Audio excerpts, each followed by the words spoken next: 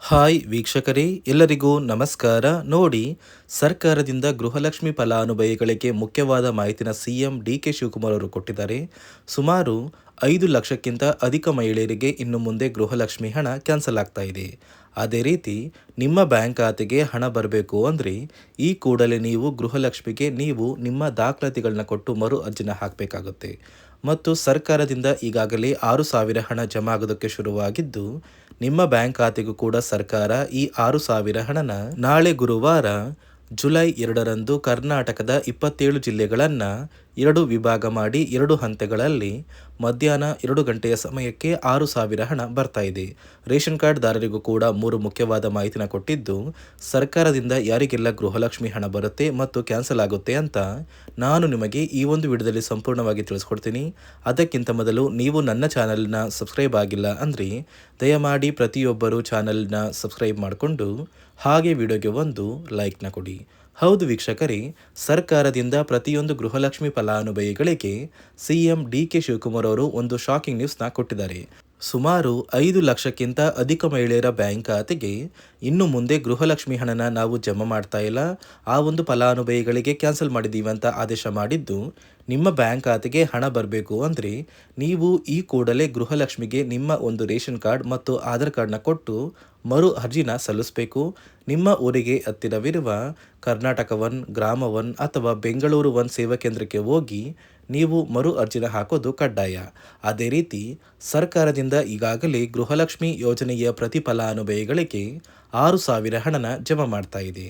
ಅಂದರೆ ಕಳೆದ 3 ತಿಂಗಳ ಹಣ ನಿಮ್ಮ ಬ್ಯಾಂಕ್ ಖಾತೆಗೆ ಬರ್ತಾ ಇದ್ದು, ಜೂನ್ ತಿಂಗಳ 32ನೇ ಕಂತು, ಮೇ ತಿಂಗಳ 31ನೇ ಕಂತು ಮತ್ತು ಏಪ್ರಿಲ್ ತಿಂಗಳ ಹಣ ಪೆಂಡಿಂಗ್ ಇದ್ದರೆ ಏಪ್ರಿಲ್ ತಿಂಗಳ 30ನೇ ಕಂತಿನ ಹಣ ಕೂಡ ಫಲಾನುಭವಿಗಳಿಗೆ ಸರ್ಕಾರ ಜಮಾ ಮಾಡ್ತಾ ಇದ್ದು, ನಾಳೆ ಗುರುವಾರ ಜುಲೈ 2ರಂದು ಕರ್ನಾಟಕದ 27 ಜಿಲ್ಲೆಗಳಿಗೆ 2 ವಿಭಾಗ ಮಾಡಿ 2 ಹಂತಗಳಲ್ಲಿ ಮಧ್ಯಾಹ್ನ 2 ಗಂಟೆಗೆ ಸರ್ಕಾರ ಈ ಗೃಹಲಕ್ಷ್ಮಿ ಯೋಜನೆಯ 6,000 ಹಣನ ಜಮಾ ಮಾಡ್ತಾ ಇದೆ.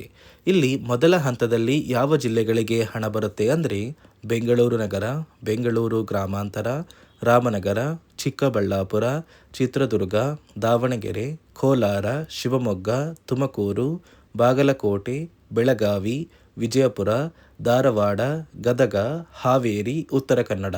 ಅದೇ ರೀತಿ ಎರಡನೆಯ ಹಂತದಲ್ಲಿ ಚಾಮರಾಜನಗರ, ಚಿಕ್ಕಮಗಳೂರು, ದಕ್ಷಿಣ ಕನ್ನಡ, ಹಾಸನ, ಕೊಡಗು, ಮಂಡ್ಯ, ಮೈಸೂರು, ಉಡುಪಿ, ಬಳ್ಳಾರಿ, ಬೀದರ್, ಕಲಬುರಗಿ, ಕೊಪ್ಪಳ, ರಾಯಚೂರು, ಯಾದಗಿರಿ ಮತ್ತು ವಿಜಯನಗರ.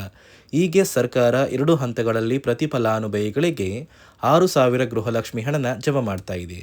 ಆದರೆ ಸರ್ಕಾರದಿಂದ ಇನ್ನು ಮುಂದೆ ಸಾಕಷ್ಟು ಫಲಾನುಭವಿಗಳ ಬ್ಯಾಂಕ್ ಖಾತೆಗೆ ಗೃಹಲಕ್ಷ್ಮಿ ಹಣನ ಸರ್ಕಾರ ಕ್ಯಾನ್ಸಲ್ ಮಾಡುವುದಾಗಿ ನಿರ್ಧಾರ ಮಾಡಿದೆ. ಯಾಕಂದರೆ ನಿಮ್ಮ ಬ್ಯಾಂಕ್ ಖಾತೆಗೆ ನೀವು ಹಣ ಪಡಿಬೇಕು ಮತ್ತು ಗೃಹಲಕ್ಷ್ಮಿ ಹಣ ಇನ್ನು ಮುಂದೆ ಬರಬೇಕು ಅಂದರೆ ನೀವು ಸರ್ಕಾರ ಕೊಟ್ಟಿರುವ ಹೊಸ ನಿಯಮಗಳನ್ನ ಪಾಲಿಸಬೇಕು ಮತ್ತು ಗೃಹಲಕ್ಷ್ಮಿಗೆ ಮರು ಅರ್ಜಿನ ಹಾಕಬೇಕಾಗುತ್ತೆ. ನಿಮ್ಮ ಬ್ಯಾಂಕ್ ಖಾತೆಗೆ ಗೃಹಲಕ್ಷ್ಮಿ ಯೋಜನೆಯ 3 ತಿಂಗಳ 6,000 ಹಣ ಜಮಾ ಆಗಬೇಕು ಅಂದರೆ ನೀವು ಆದಷ್ಟು ಬೇಗ ಗೃಹಲಕ್ಷ್ಮಿಗೆ ಮರು ಅರ್ಜಿನ ಹಾಕೋದು ಕಡ್ಡಾಯ. ಯಾವ ಕಾರಣಕ್ಕೆ ನೀವು ಮರು ಅರ್ಜಿ ಹಾಕಬೇಕು ಅಂತ ಕೂಡ ತಿಳಿಸ್ಕೊಡ್ತಾ ಇದ್ದೀನಿ. ನೋಡಿ ವೀಕ್ಷಕರೇ, ಸುಮಾರು 2ರಿಂದ 3 ಲಕ್ಷಕ್ಕಿಂತ ಅಧಿಕ ಮಹಿಳೆಯರಿಗೆ ಗೃಹಲಕ್ಷ್ಮಿ ಹಣನ ಸರ್ಕಾರ ಕ್ಯಾನ್ಸಲ್ ಮಾಡಿದೆ. ಯಾಕಂದರೆ ಈ 3 ಲಕ್ಷಕ್ಕಿಂತ ಅಧಿಕ ಫಲಾನುಭವಿಗಳ ಬ್ಯಾಂಕ್ ಖಾತೆಗೆ ಪ್ರತಿ ತಿಂಗಳು ಗೃಹಲಕ್ಷ್ಮಿ ಹಣ ಜಮಾ ಆಗ್ತಾ ಇತ್ತು. ಸುಮಾರು ಸಾಕಷ್ಟು ಫಲಾನುಭವಿಗಳು ಮರಣ ಹೊಂದಿದ್ದಾರೆ. ಆ ಮರಣ ಹೊಂದಿರುವ ಫಲಾನುಭವಿಗಳ ಒಂದು ಸಂಖ್ಯೆ 2 ಲಕ್ಷಕ್ಕಿಂತ ಜಾಸ್ತಿ ಇದೆ. ಇದೇ ಕಾರಣಕ್ಕೆ ಪ್ರತಿ ಫಲಾನುಭವಿಗಳು ಗೃಹಲಕ್ಷ್ಮಿಗೆ ಮರು ಅರ್ಜಿನ ಹಾಕಿ ನಿಮ್ಮ ಬ್ಯಾಂಕ್ ಖಾತೆಗೆ ನೀವು ಹಣ ಪಡಿಬೇಕು. ಇಲ್ಲಿ ಮರು ಅರ್ಜಿ ಹಾಕುವ ಮೂಲಕ ಸರ್ಕಾರಕ್ಕೆ ನೀವು ಇನ್ನೂ ಕೂಡ ಗೃಹಲಕ್ಷ್ಮಿ ಹಣನ ಪಡಿತಾ ಇದ್ದೀರಿ ಅಂತ ತಿಳಿದು ಬರುತ್ತೆ. ಮತ್ತು ಯಾರೆಲ್ಲ ಫಲಾನುಭವಿಗಳು ಮರು ಅರ್ಜಿನ ಹಾಕೋಲ್ಲ ಅಂತಹ ಫಲಾನುಭವಿಗಳ ಒಂದು ಹೆಸರನ್ನ ಗೃಹಲಕ್ಷ್ಮಿ ಯೋಜನೆಯ ಅರ್ಹರ ಪಟ್ಟಿಯಿಂದ ಸರ್ಕಾರ ಕ್ಯಾನ್ಸಲ್ ಮಾಡುತ್ತೆ. ಸರ್ಕಾರಕ್ಕೆ 2 ಲಕ್ಷಕ್ಕಿಂತ ಅಧಿಕ ಮಹಿಳೆಯರು ಮರಣ ಹೊಂದಿರೋದು ತಿಳಿದು ಬಂದಿದೆ. ಇದೇ ಕಾರಣಕ್ಕೆ ಈ ಜೂನ್ ತಿಂಗಳಲ್ಲಿ ಸರ್ಕಾರದಿಂದ ನೇಮಕಗೊಂಡಿರುವ ಕೆಲವು ಅಧಿಕಾರಿಗಳು ನಿಮ್ಮ ಮನೆ ಬಾಗಿಲಿಗೆ ಬಂದು ಪ್ರತಿ ಫಲಾನುಭವಿಗಳ ಒಂದು ದಾಖಲಾತಿಗಳನ್ನ ಮರುಪರಿಶೀಲನೆ ಮಾಡಿ ಮತ್ತೆ ಅರ್ಜಿನ ಹಾಕ್ಸ್ಕೊಂಡು ಹೋಗ್ತಾರೆ. ನಂತರ ನಿಮ್ಮ ಬ್ಯಾಂಕ್ ಖಾತೆಗೆ 3 ತಿಂಗಳ 6,000 ಹಣ ಬರುತ್ತೆ. ಅದೇ ರೀತಿ ಇನ್ನು ಮುಂದೆ ಪ್ರತಿ ವರ್ಷವೂ ಕೂಡ ನೀವು ವರ್ಷದ ಕೊನೆಯಲ್ಲಿ ಗೃಹಲಕ್ಷ್ಮಿಗೆ ನೀವು ಹೊಂದಿರುವ ಲೈಫ್ ಸರ್ಟಿಫಿಕೇಟ್ನ ಕೊಟ್ಟು ಅರ್ಜಿನ ಹಾಕಿದ್ರೆ ಮಾತ್ರ ಆ ಒಂದು ವರ್ಷದಲ್ಲಿ ಪ್ರತಿ ತಿಂಗಳು ಗೃಹಲಕ್ಷ್ಮಿ ಯೋಜನೆಯ 6,000 ಹಣ ಬರುತ್ತೆ. ಈಗಾಗಲೇ ಫಲಾನುಭವಿಗಳಿಗೆ ಗೃಹಲಕ್ಷ್ಮಿ ಹಣ ಜಮಾ ಆಗೋದಕ್ಕೆ ಸ್ಟಾರ್ಟ್ ಆಗಿದೆ. ಆದಷ್ಟು ಬೇಗ ಈ ಜೂನ್ ತಿಂಗಳಲ್ಲಿ ಪ್ರತಿಯೊಬ್ಬರು ಗೃಹಲಕ್ಷ್ಮಿಗೆ ಮರು ಅರ್ಜಿನ ಹಾಕಿ ಈ ಒಂದು ಹಣನ ಪಡ್ಕೊಳ್ಳಿ. ಮತ್ತು ಸರ್ಕಾರ ಈ ಗೃಹಲಕ್ಷ್ಮಿ ಹಣಕ್ಕೆ ಕೆಲವು ನಿಯಮಗಳನ್ನ ಕೂಡ ಜಾರಿಗೆ ತಂದಿದೆ. ಅದೇ ರೀತಿ ರೇಷನ್ ಕಾರ್ಡ್ ಹೊಂದಿರುವ ಪ್ರತಿಯೊಂದು ಕಾರ್ಡ್ದಾರರಿಗೂ ಕೂಡ ಸರ್ಕಾರ 3 ಮುಖ್ಯವಾದ ಭರ್ಜರಿ ಗುಡ್ಡಿಸ್ನ ಕೊಟ್ಟಿದ್ದು, ಮೊದಲ ಒಂದು ಗುಡ್ ನ್ಯೂಸ್ ಬಂದು ಸರ್ಕಾರ ಹೊಸ ರೇಷನ್ ಕಾರ್ಡ್ಗೆ ಅರ್ಜಿನ ಸ್ವೀಕಾರ ಮಾಡ್ತಾ ಇದೆ. ನೀವು ಕೂಡ ಹೊಸ ರೇಷನ್ ಕಾರ್ಡ್ನ ಪಡಿಬೇಕು ಅಂದರೆ ಆದಷ್ಟು ಬೇಗ ಅರ್ಜಿನ ಹಾಕಿ. ಅದೇ ರೀತಿ ಎರಡನೆಯ ಒಂದು ಗುಡ್ ನ್ಯೂಸ್ ಬಂದು ನೋಡಿ ವೀಕ್ಷಕರೇ, ನಿಮ್ಮ ಒಂದು ರೇಷನ್ ಕಾರ್ಡ್ಗೆ ಸರ್ಕಾರದಿಂದ ಈ ಜೂನ್ ತಿಂಗಳಲ್ಲಿ 3 ತಿಂಗಳಿಗೆ ಬರುವಂತಹ 15 ರೀತಿಯ ಆಹಾರ ಪದಾರ್ಥಗಳನ್ನ ಸರ್ಕಾರ ಉಚಿತವಾಗಿ ಕೊಡ್ತಾ ಇದೆ.